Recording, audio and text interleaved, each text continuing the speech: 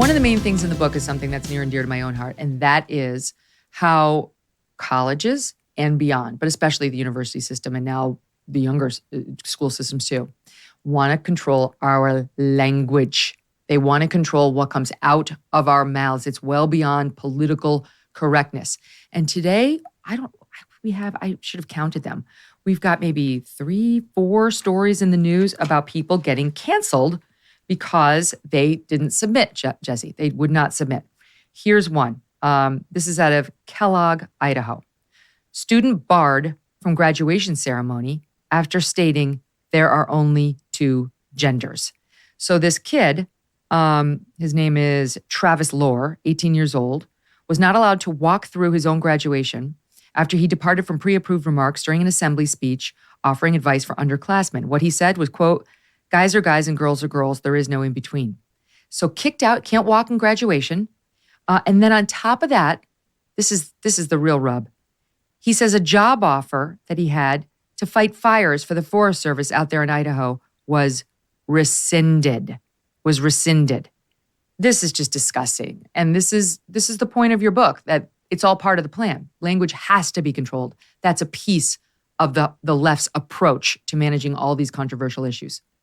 It's how the communists have done it forever, Megyn. And it's wild when you see the parallels, which I do a lot in the book, of history, like the Bolsheviks and the Chinese, and how it directly connects to what they do today. They build these language fences around us, and they're always closing in so to censor what you can and can't say, and they're always changing. It's crazy when you read some of the historical stories and things like that I put in there of people who were, they would say something that was approved language at the time, approved by everyone. You know, the communists said, this is okay, this is the language you use.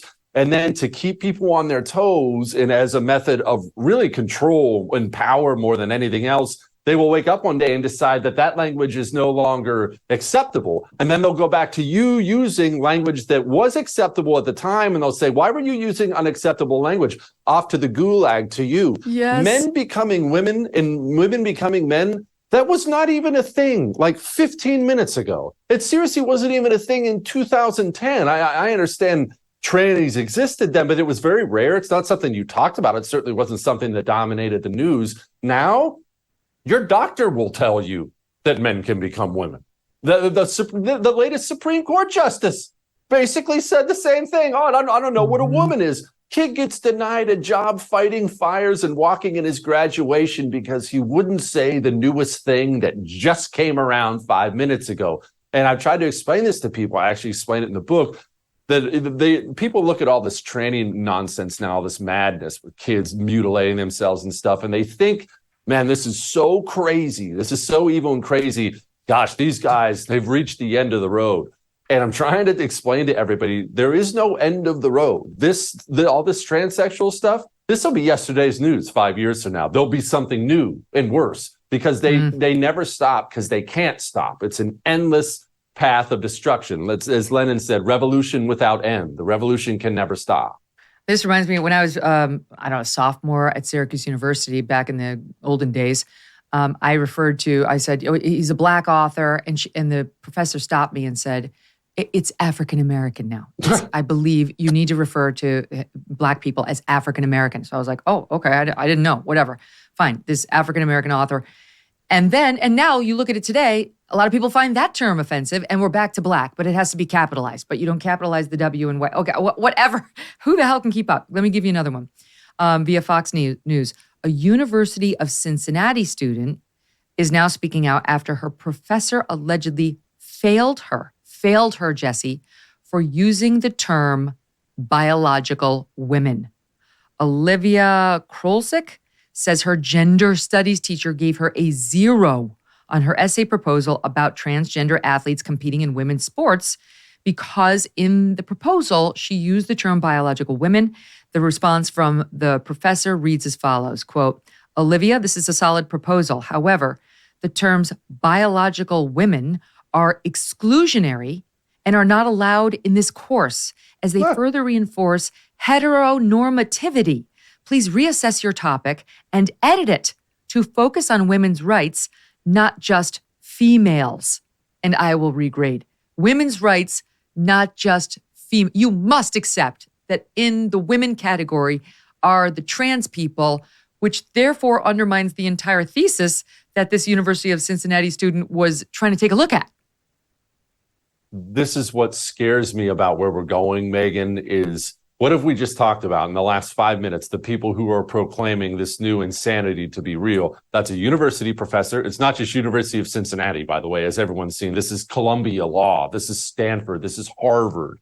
So we have a Supreme Court justice. We have professors. We have the president of the United States of America. One of the two major parties and half of the other low-T loser GOP party will admit that this is something you can do. You can just change the gender you were born with. It's not that we have nutters in our society. Every society has nutters. That's the way the human beings are. It's that our nutters run our society. It's become institutionalized. Your doctor in the future, shoot, probably now, but in the future for sure, will not be allowed to practice medicine or graduate medical school unless your doctor asserts that the 12-year-old boy can cut his penis off and become a woman.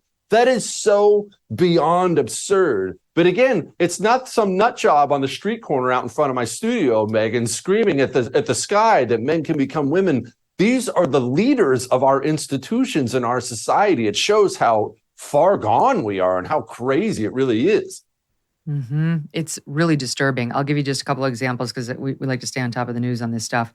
Out of Canada, they've really lost their minds. Student arrested at a Catholic school after saying there are two genders. Josh Alexander was suspended this past November over comments he made saying there are two genders. He was told he could not return to class unless he recanted that position. He decided to return anyway to get the education he was paying for at this Catholic school, and they had him arrested and charged with trespassing. It's too much. It's too much. And lest you think it couldn't happen in America, in Massachusetts, boy sees setback. This is a headline from the Daily Mail.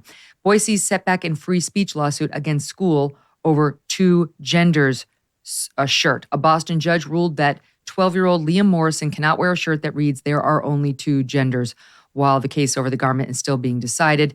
Thank God for the Alliance Defending Freedom. They filed suit on his behalf after he was denied the right to wear the shirt at all at school. Thank God there are warriors like Alliance Defending Freedom. I'm telling you, like if I wanted to hang back out my law shingle, I'd go join these guys and help them in these battles. They got another one. There's a professor who refused to say the preferred pronouns in his class, and a lawsuit was filed against him, as I recall, or either way, he was challenged and threatened with his livelihood for refusing to go along with it.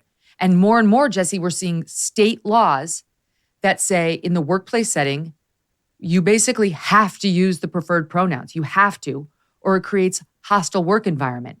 And even if there's not a law, in the light of the Supreme Court decision that Gorsuch joined, the Trump appointee joined, Bostock, they saying you can't discriminate against trans people in hiring. They can make a claim now that if you don't use their preferred pronouns in the workplace setting, you have violated the law. They've been sneaking all these things into statutes and judge-made law and so on for years now. Their whole goal was to stay under the radar while they captured society. And now we're starting to see all the results of it. The two scariest things they're taking over and maybe have taken already, Megyn, are the medical profession and the legal profession.